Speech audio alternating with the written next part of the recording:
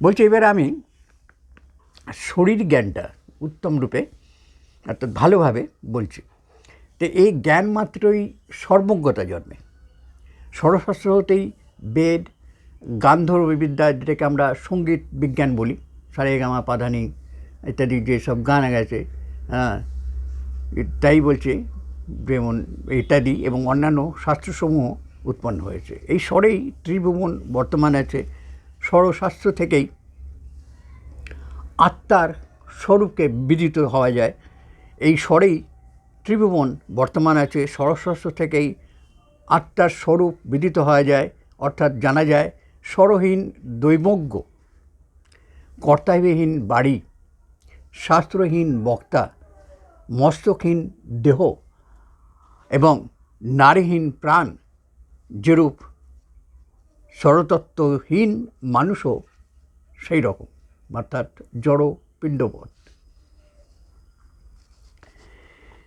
তাই সুষুম্নাদি নারীর বিষয়ে যিনি জানেন, অর্থাৎ ইরা, পিঙ্গলা, সুষুম্না ইত্যাদি নারী সম্বন্ধে যিনি জানেন, তিনি মুক্তিপদ লাভ করতে পারেন, সমর্থ হন। খণ্ড পিণ্ডাদি সমস্ত ব্রহ্মাণ্ড স্বর দ্বারাই নির্মিত হয়েছে। বেশ শব্দগুলো খটোমটো আর কি। খণ্ড পিণ্ডাদি ব্রহ্মাণ্ড, হ্যাঁ, ইত্যাদি। তাই বলছে যে সৃষ্টি সংহারকারী মহেশ্বর সাক্ষাৎ স্বর স্বরূপ। স্বর জ্ঞানের অপেক্ষা শ্রেষ্ঠ বন্ধু, ধন বা গোপনীয় বিষয়ে কিছুই কখনো দেখতে বা শুনতে পাওয়া যায় না বা যায়নি।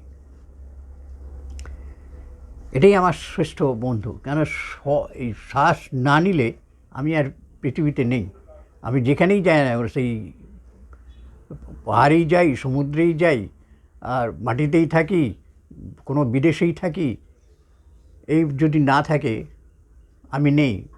এটাই হচ্ছে সহজ। তখন ওই অনেককে আমি প্রশ্ন করেছি যে বলতো সবচেয়ে বড় বন্ধুকে?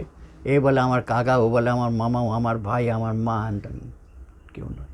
সবচেয়ে বড় বন্ধু এই শ্বাস। এর সঙ্গে যতক্ষণ আছে ততক্ষণ আমি আছি। সুতরাং একে পাঠ করা, এই শাস্ত্রটাকে জানাটাই হচ্ছে আমাদের প্রধান কর্ম হওয়া উচিত। এটা আমার মতে। যা স্বরজ্ঞানের সুন্দর শ্রেষ্ঠ বন্ধু, ধন বা গোপনীয় বিষয় কিছু কখনো দেখতে বা শুনতে পাওয়া যায় না বা যায়নি। তা শত্রু বিনাশ, দেখুন কী কী লাভ হতে পারে। শত্রু বিনাশ, বন্ধু সমাগম, লক্ষ্মী প্রাপ্তি, কীর্তি সঞ্চয়, কীর্তির্যস্য সজীবতি ইত্যাদি। অর্থাৎ আমরা যা কীর্তি করব তাই আমাদেরকে ইতিহাসের পাতায় জ্যান্ত করে রাখবে। সে কুকীর্তি করি আর সুকীর্তি করি। ওই জন্যই একটা শ্লোক আছে, হ্যাঁ, কীর্তির্যশ সজীবতি। তাহলে বলছে যে লক্ষ্মীপ্রাপ্তি, কীর্তি সঞ্চয়, কন্যালাভ, রাজদর্শন ও বশীকরণ, দেবতা সিদ্ধি, লঘু ও দীর্ঘ হওয়া। আমি আগেই সব নিয়ে আলোচনা করেছেন। তো এই লঘু দীর্ঘ এসব করতে গেলে কিন্তু আর এই বয়সের সম্ভব নয়। এইসব দীক্ষার বয়সে যেতে হবে, অনেক মানে সাধ্য সাধনা করতে হবে, তবেই। এই জন্যই সাধনা। সাধ্যে সাধ্যে যা সাধা হয় তাই সাধনা। আর কী হয় না, লঘু ও দীর্ঘ হওয়া, দেশভ্রমণ, খাদ্যাহরণ, একসঙ্গে সব যোগ করা আছে, খাদ্য আহরণ, আচ্ছা, মল নিবারণ ইত্যাদি সকল কার্যেই স্বরবিজ্ঞান বলে সুসিদ্ধ হয়। অর্থাৎ এর ফলেই এগুলো আমরা সুসিদ্ধ হয়। সুসিদ্ধ মানে সফল হয় আর কি। এটা সুসিদ্ধ মানে এই কাঁচা জিনিসকে পাকা করা, সেদ্ধ করে, ব্যাপারটা তাই দাঁড়াচ্ছে আর কি। অর্থাৎ এগুলোকে ওই কাঁচা অবস্থা থেকে আমাদের মন এবং শরীরের মধ্যে পাক করতে হবে। পাক করলেই তবে এটা সুসিদ্ধ হবে, অর্থাৎ আয়ত্তে আসবে, উপযোগ্য হবে, উপভোগ্য হবে। তাই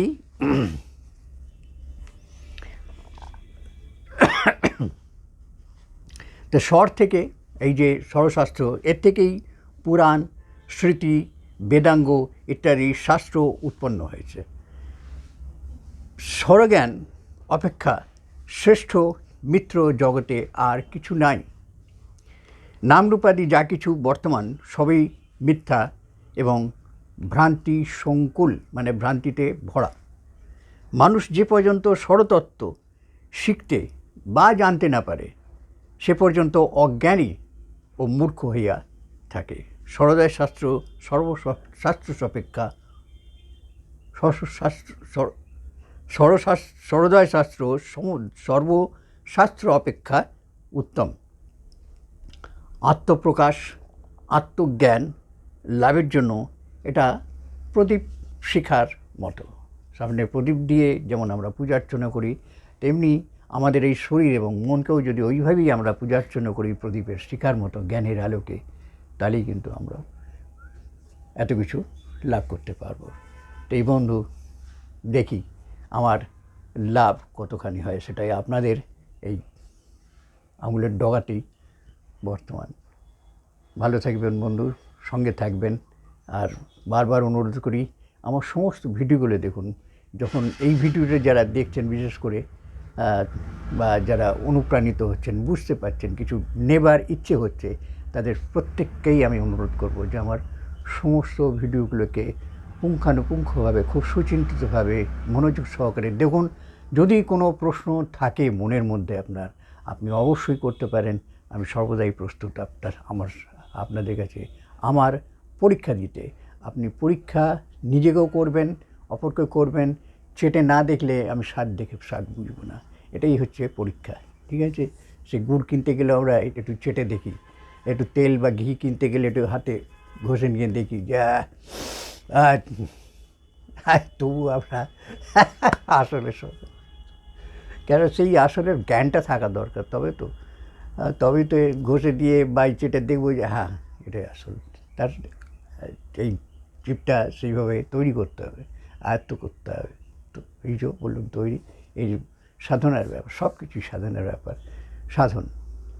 নমস্কার। তাহলে বন্ধু আসুন, যাতে এই ষড়শাস্ত্র সম্পর্কে আপনাদের কাছ থেকে প্রশ্ন আশা করব, আপনাদেরকে বোঝাতে সাহায্য করবে। আমি নিজেকে ধন্য বলে মনে করব। আমার সাক্ষাৎ গুরু না থাকলেও আমার যারা মানস গুরু, আমি তাদের আশীর্বাদ অবশ্যই পাচ্ছিও।